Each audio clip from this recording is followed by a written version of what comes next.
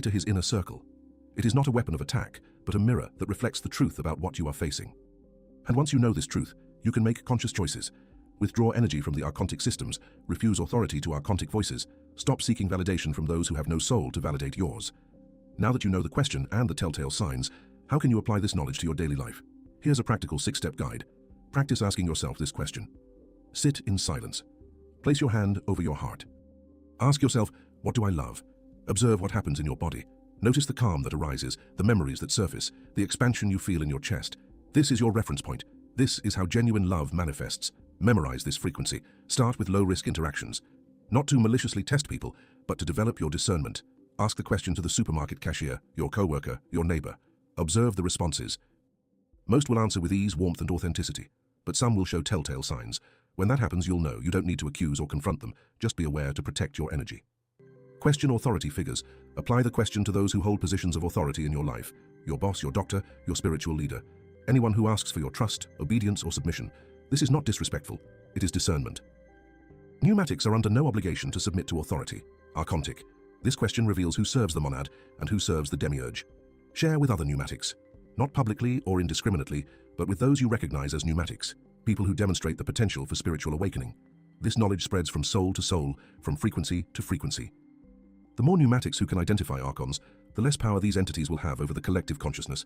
Integrate it into your daily routine. Transform this practice into a natural rhythm, not a forced ritual. Every morning, before engaging with the world, place your hand over your heart and ask, what do I love? Feel the pulse of your own truth. Let it radiate outward, influencing every interaction, every decision, every encounter. This is how you arm yourself with authenticity, not with fear, but with alignment. Observe the internal changes. By consistently practicing this question, you will begin to notice how your body reacts, even before your mind interprets it. The chest contracts, the stomach churns, energy dissipates in the presence of an archon. The body expands, the chest warms, energy flows when it encounters a soul aligned with the monad. These bodily sensations are your internal compass. Your nervous system is a sacred radar, tuned to frequencies beyond words. When you begin to apply this knowledge, prepare for consequences. The moment you use this question effectively, the archontic systems will react. You may lose jobs, relationships may dissolve, you may suddenly find yourself isolated. This is not punishment, it is clarification. The false structures that kept you imprisoned are crumbling because you have transcended them. Do not retreat, do not doubt what you have seen. The path ahead may seem lonely, but it is not. Other pneumatic beings are walking beside you, and the monad guides every step. Understand that this practice is not about external confrontation, but about inner freedom. The goal is not to expose or defeat archons in the literal sense, but to reclaim your own spiritual authority. Power flows where attention is directed. By shifting your attention away from the archontic systems and towards love, creativity, connection, and truth, you dissolve the invisible bonds that held you captive. You will still operate in the material world, but as a sovereign participant, no longer bound by its parasitic energy economy. This is the essence of pneumatic mastery: autonomy, awareness, and conscious participation. Accept that mastery is an iterative process. You will encounter moments of confusion, subtle manipulation, and doubt, even after years of practice. These are tests, not failures. Return to the question. Anchor yourself in your body. Feel the truth. Remember the resonance of what you truly love.